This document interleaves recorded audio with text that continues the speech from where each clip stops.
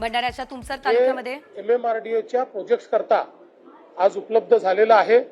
याच्यामुळे आपल्या सरकारने जे काही MMRDAच्या अंतर्गत मेजर सगळे प्रोजेक्ट घेतलेले आहेत, याला आता कुठेही फंडिंगची कमतरता राहणार नाही। ते मेट्रोचे असो, प्राण्याचे असो, रस्त्यांचे असो, टनेलचे असो, या सगळ्या प्रोजेक्ट करता आता फंडिंग आपल्याला उपलब्ध झालेलं आहे। त्यामुळे हा जो काही मुंबई मेट्रोपॉलिटन रिजन आहे, ज्याला आपण भविष्यामध्ये 1.5 ट्रिलियन इकॉनॉमी तयार करतो आहोत, त्याकरता खूप मोठा फायदा आजच्या या MOU मुळे या ठिकाणी होणार आहे। Since a lot of Indian companies have showed their interest in MMRDA, what kind of projects are we looking at, and which companies are these, and what is the outcome we are expecting?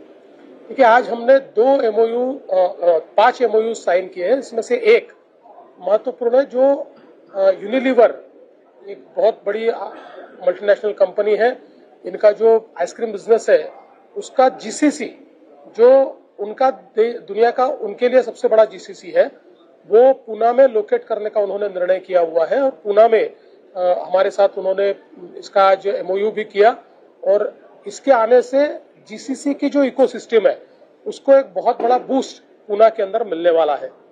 इसके अलावा हमने जो हमारे भारतीय funds है, उनके साथ एक MOU किया है, जिसमें ये हमारे सारे भारतीय फंड्स 4,07,000 करोड़ रुपया MMRDA को दे रहे हैं। MMRDA के जो प्रोजेक्ट्स है, चाहे फिर वो रोड्स के प्रोजेक्ट्स हो, टनल्स के प्रोजेक्ट्स हो, पीने के पानी के प्रोजेक्ट्स हो, हाईवेज के प्रोजेक्ट्स हो, कोस्टल रोड जैसे प्रोजेक्ट्स हो, या फ्लाईओवर जैसे प्रोजेक्ट हो, सारे के सारे उनके जो प्रोजेक्ट्स है, उन प्रोजेक्ट्स के लिए 4 लाख, और मेट्रो के प्रोजेक्ट्स, इसके लिए 4,07,000 करोड़ का आज फंडिंग टाइप हुआ है। तो जो नीति आयोग के साथ हम लोगों ने MMR रीजन को 1.5 ट्रिलियन की इकोनॉमी बनाने का एक रोड मैप तैयार किया है, उसके लिए जो इन्वेस्टमेंट हमको करनी है, उस इन्वेस्टमेंट का आज टाइप हुआ है। मैं ऐसा मानता हूँ हिस्टोरिकल इस प्रकार का टाइप हमने किया है।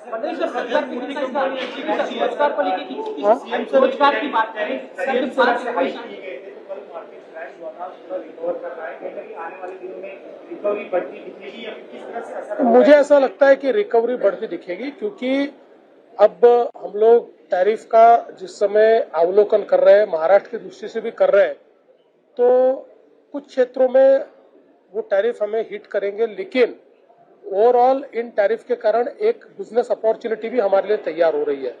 और हम लोग प्रयास कर रहे हैं कि उस बिजनेस अपॉर्चुनिटी को हम लोग असेस करके उस दिशा में आगे बढ़े। और मुझे लगता है कि ओवरऑल अगर हम इसका इफेक्ट देखें तो मॉडरेट इफेक्ट होगा, ऐसा इनिशियली तो हमको लग रहा है। इसीलिए मार्केट धीरे धीरे सुधर रहे हैं।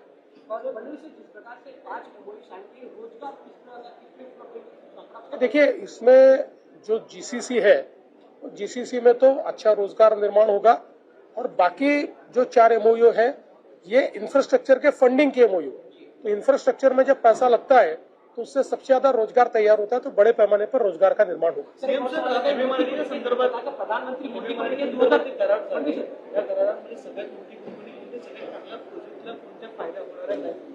नाही, याच्यामध्ये सगळे आपले इंडियन फंडर्स आहेत। हुडकोनी 1.5 लाख कोटी रुपये दिलेले आहेत, REC ने दिलेले आहेत, PFC ने दिलेले आहेत, या सगळ्यांनी दिलेले आहेत। त्याच्यामुळे आता MMR रिजन मधले जेवढे आपले प्रोजेक्ट आहे, मग ते मेट्रोचे असो, ते टनेलचे असो, ते रोडचे असो, ते हायवेजचे असो, ते ब्रिजेसचे असो, ते फ्लायओव्हरचे असो, ते अंडरपासेस, या सगळ्या प्रोजेक्ट करता आता एक प्रकारे फंडिंग हे आपल्याला उपलब्ध झालेलं आहे।